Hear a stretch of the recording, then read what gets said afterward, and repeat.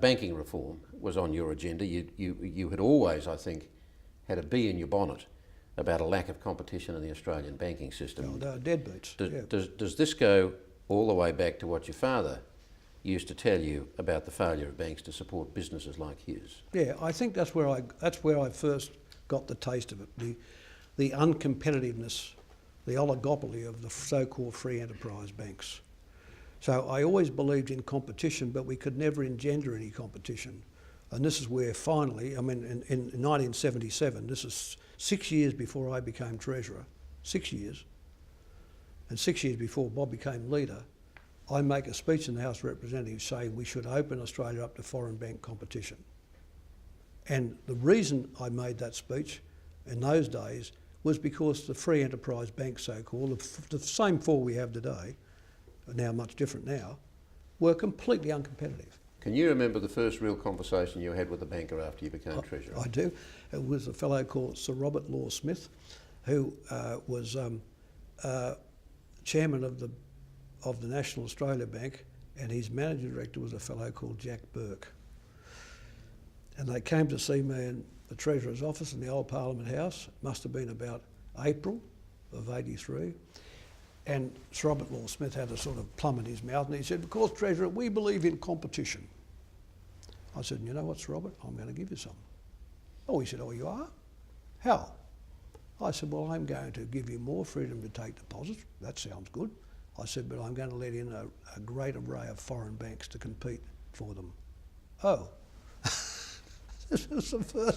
That was my first discussion with them. And of course, that went round the banking industry like wildfire. Of course, banking reform was an important part of the Campbell report that John Howard had commissioned and was about to implement in the dying days of the Fraser government. And ironically, in your first days as Shadow Treasurer, you opposed him. Why? He made a change in respect of Commonwealth bonds and bond sales, which were part of the Campbell recommendations. That was John Howard's first change. But he could get nothing else past Fraser. And I'm not sure to what extent he tried, but basically, when I walked into the Treasurer's office, the first day there was a Campbell report on the shelf, and it had faded in the Western Sun from because the Treasurer, that part of it, the back of the Treasurer's office faced west. And I said to Barry Hughes, who walked in with me, "This tells you something. The Campbell report cover had faded."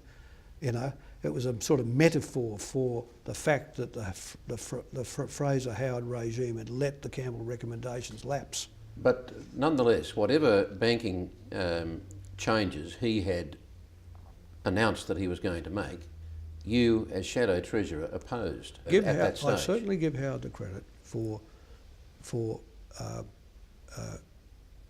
articulating a view that the government was inclined to open the banking system to foreign banks, right? The Labor Party had the head in the sand view, which we shouldn't. In the 3-week or 4-week campaign, there's no way I'm getting the Shadow Cabinet back together to turn over the foreign bank policy, you know. So in other words, you're saying you opposed it because you were stuck with it? I was stuck with it, and then what I didn't oppose, I just put a statement out there. But a month after getting the job, I'm telling Ross Gittins and the Herald we're about to have foreign banks. If, as you say now, you had always supported financial deregulation and knew the float would potentially open the floodgates to other financial market reforms, why did you bother setting up your own expert group to review the Fraser government's inquiry into the financial system, the Campbell report? Why not just plunge in? Oh, well, the Campbell report, see, the problem is the Campbell report had died, Kerry. I mean, there's this sort of orthodoxy around now which suits Howard and the Liberals and others to say, oh, we set up Campbell and there was an inevitability about these changes. There was no inevitability. The Campbell report had died a sort of a quick death. And so therefore, to come back to it, and by the way, I might add that only Bob Hawke and I supported the Campbell recommendations during the caucus discussions of Campbell when Ralph Willis was Shadow Treasurer some years earlier, in 1980. But in fairness to John Howard, it was the Fraser government, not the John Howard government. No. John Howard was Treasurer and he was pushing a number of significant recommendations from the Campbell report, Yeah, and he was basically knocked back by Malcolm Fraser and the cabinet. And just going into that election campaign, he had already floated that he was going to go All for right, foreign but banks. let's go back to the key point. If you have a core document which is talking about the opening of the financial markets, which then must portend a floating exchange rate, you get it through. It's never been good enough for Howard to say, oh, I couldn't get it past that nasty Doug Anthony, or I couldn't get it past Peter Nixon, or I couldn't get it past Malcolm Fraser. Look, I had to get it through. A Labor government, a Labor Party had only believed in regulation, you know. I mean, it was no excuse. The fact is the Campbell report was dead meat. And I'd said to Stone I was going to set up this Martin committee, which I first announced to Ross Gittins 4 weeks in a Herald interview, 4 weeks after I become Treasurer, to freshen up the Campbell recommendation. What were the obstacles to the banking reforms within the Labor Party, caucus, cabinet and the unions? Well, they all wanted to keep... A lot of members of Parliament were members of their own local permanent building society and credit unions. And they didn't want to give this money back to the banks. But I said, you can't have an economy which is capital adequate without the banking system, with the banking system finding they're only controlling 46 or 47% of the credit. You know, do you believe in the prudentially managed institutions? You tell me you believe in a Reserve Bank. And they said, oh yeah, we all believe in that. I said, you believe in the prudentially managed institutions, the big four, being supervised by the Reserve Bank? Yes. You know, adequate capital ratios? Yes. Career structures? Yes. But you don't believe they should have any money? Is that what you're telling me? You want these itsy-bitsy credit unions to go on and permanent building societies, but you want to hold the banks back? I said, this is an untenable situation. In other words, that there were two sets of standards. Yeah. Prudential standards, one for the banks and another for all the other financial institutions. Because of the way the regulations have grown up, all the smart people, cash management trusts and credit unions and permanents, had all worked their way around the regulation. So the banks were sitting with a declining share of credit. I mean, how can you build a country with that? So I'm just interested in this as a part of the process of reform, when you know that significant elements in your own party are stacked against you. And as I say, the trade union movement and so on. So that was a systematic process? Yeah. I used to start with the caucus committees, and almost everyone in the caucus would come to the economic committee, almost everyone. It'd be 100% attendance. And I'd wait till 2 days or 2.5 days running through the arguments, and in the end, the last 6 would go and get the 3 o'clock plane to Melbourne or Sydney, and I knew I had the thing in the bag, right? So I would always run through the arguments each time, you know, and I said, look, what I'll do, I'll put my arm around those permanents and I'll turn them into banks. So what St George Bank I created from the credit union, which is the St George Building Society. The Bank of Melbourne, which now belongs to Westpac, I created from the Melbourne Permanent Building Society. So I said, look, I'll put my arm around the credit unions, but we must have a mature structure.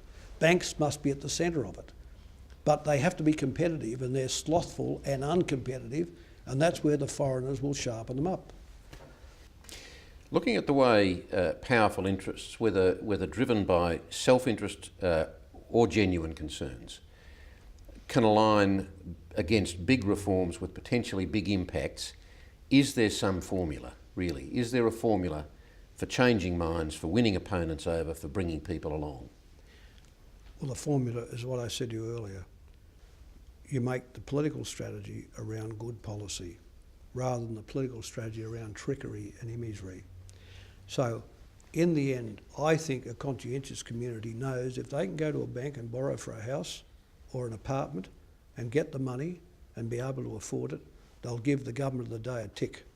This was not true, for instance, before 1984-5 and 1986 when I deregulated housing. So, if you have the framework right, and the framework was the internationalisation of the economy and a financial system that got blood to the muscle of the economy rather than a sclerotic one, as we'd had before, then a conscientious community will give a government a tick for that. Yeah. When you look at the banking sector today, what do you see, apart from the big four banks making incredible record profits and becoming ever more dominant? Where is the competition today? Well, the competition died in the crisis in 07-08. I mean, I would not have allowed the Commonwealth Bank to buy Bank West. I wouldn't have allowed Westpac to buy St George Bank. I wouldn't have allowed it any more than I allowed them in my day to buy each other. So the four pillars policy I put into place to stop them cannibalising each other. And had they done the cannibalisation, we would have had a lot of the problems that the American financial system had. We avoided that because the four pillars policy saved us fundamentally, saved us from their silly behaviour trying to get big quickly. I mean, what happens when companies try and get big quickly by taking over indigestible meals? You end up with problems. So competition in banking essentially took a big back step when St George Bank went, Bank West went, and the mortgage lenders went, Aussie Home Loans, RAMS and others. You see, So to some extent at least, you're saying that your concept of competition in the banks has been derailed. Has been to a large measure derailed. See, when I began, Kerry, the banks had a 3 percentage point margin on a housing loan, 300 basis points. Before the crisis in 07-08, that was reduced to 76 basis points, 75. So from 300 to 75. This is on top of the official rate. On top of the official rate. In other words, their margin was 3/4 of a percentage point instead of 3 percentage points. This was all in the mortgagee's pocket, in the ordinary householder's pocket. And now, of course, they've expanded that margin. You also began your drive on a privatisation program. Yeah. Another sacred cow for Labor. State and Commonwealth banks sold, state and government-owned airlines, Qantas and TAA. Looking at the tough headwinds Qantas now flies into, less and less in control of its own destiny, looking at the power and the dominance of the four big banks with the Commonwealth that the people once owned, now the biggest commercial bank of all, making massive profits. Again, no regrets about any of that? Oh, no, it was all completely correct. Qantas would have disappeared as an airline. Why? It didn't have domestic flying and it had no capital. The only capital it would get would be the bit I would give them in budgets, but that was mostly a guarantee of their leasing for their aircraft. So this was a company without capital, without domestic flying. It just would have vanished. You know, vanished under Singapore Airlines, vanished under a whole gaggle of foreign carriers. Its great chance was I merged Qantas with Australian Airlines. And that was in order to sell them, wasn't it? That was to make it into a viable international carrier with a domestic base.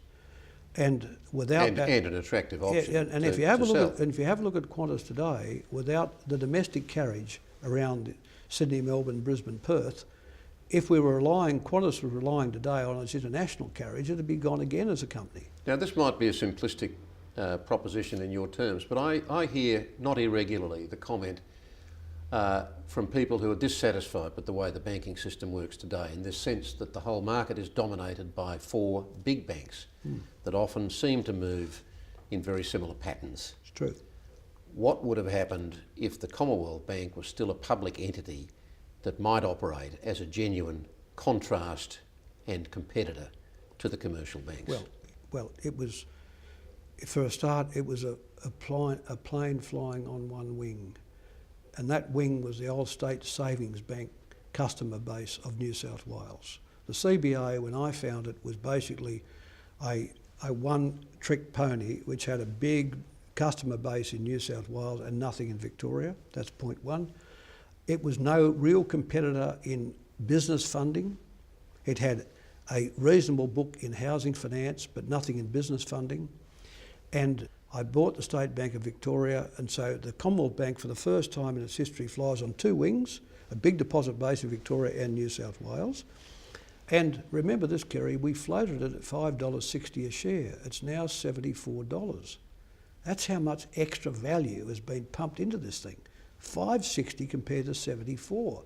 In other words, it would have been a poor, lonely, government-owned post office bank sitting on the edge, a pimple on the backside of progress, sitting on the edge of the economy. Surely it was also within your purview over time, very clever man like you with all of the programs that you developed, to have worked out a way to have made that Commonwealth Bank a strong national competitor, but publicly owned. Yeah, but publicly capitalised.